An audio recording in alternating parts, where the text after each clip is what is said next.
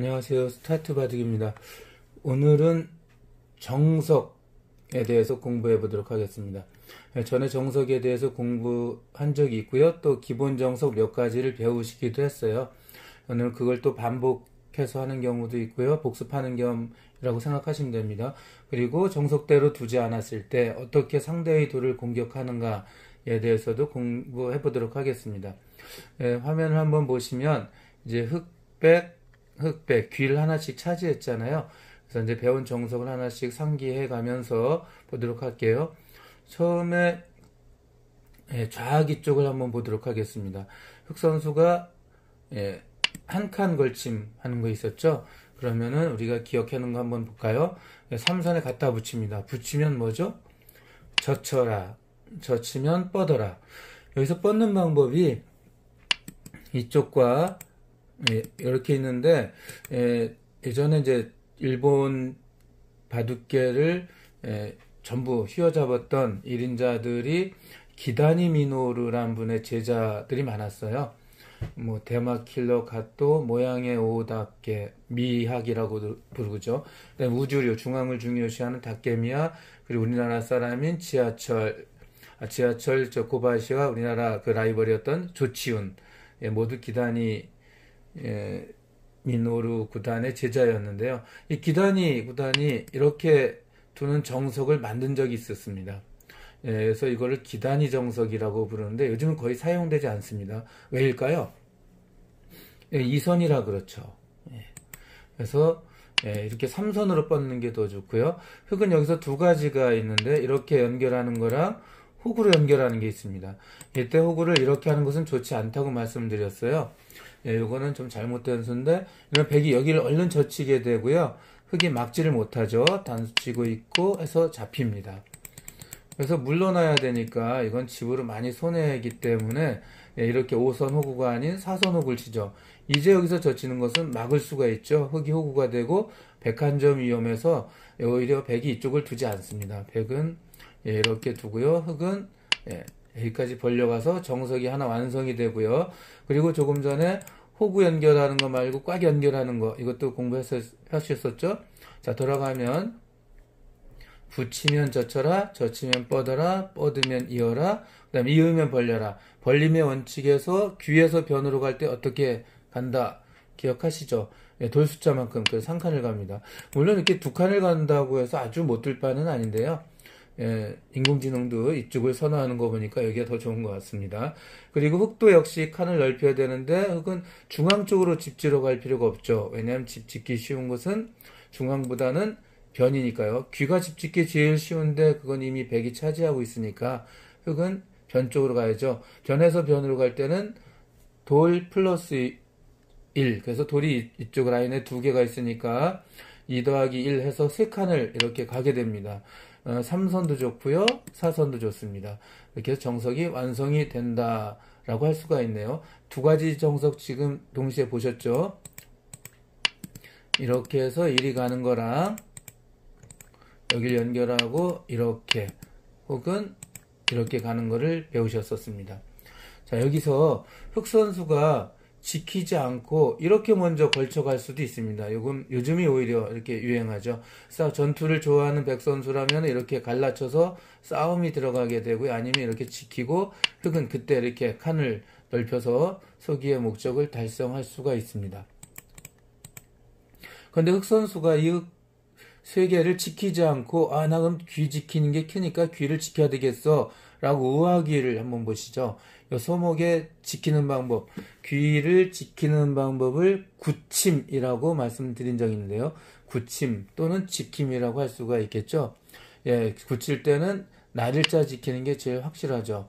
요즘에는 뭐 이렇게 2칸 지키는 것도 많이 사용되는데요. 이게 오히려 더 많이 사용되는데 예전에는 뭐 100판 중에 90판 정도 귀를 지키라면은 이렇게 나머지는 1칸 이렇게 지켰습니다.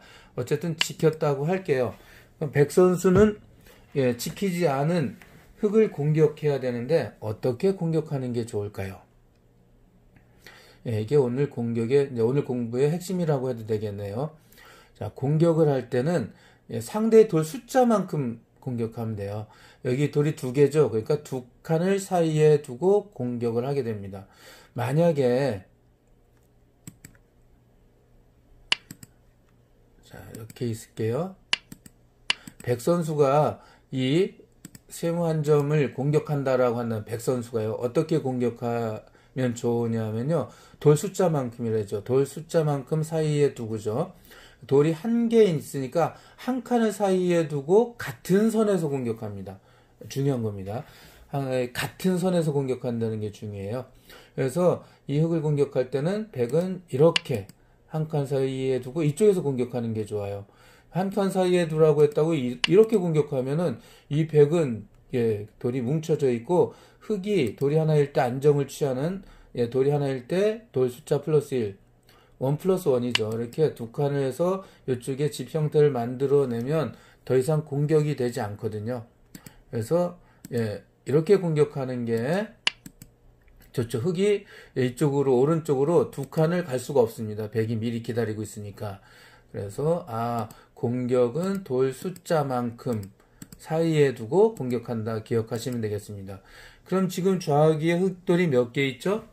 예, 돌이 두 개가 있으니까 두 개의 사이를 두고 공격을 하면 됩니다. 이렇게 공격을 하거나 또 좋은 곳이 있는데 어딜까요? 예, 바로 삼선 말고 좋은 곳이 또 있죠. 여기 말고 이렇게 공격해도 아주 훌륭한 수법이라고 할 수가 있습니다. 이렇게 되면은 백 선수는 예, 흑 선수는 이렇게 도망가는 정도거든요. 돌이 두 개일 때 중앙으로 갈 때는 돌 숫자만큼이니까 그럼 뭐 백 선수는 이렇게 해서 좌변 쪽을 집을 만들 수도 있고요.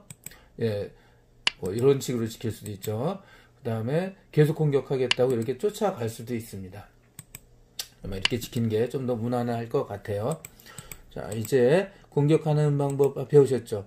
자, 또 하나 되돌아갈게요. 여기서 백 선수가 이렇게 귀에서 변으로 갈 때는 돌 숫자만큼 해서 한 칸을 가서 영토를 벌렸는데 이걸 두지 않고 백 선수가 나 이쪽 지킬래 라고 했습니다.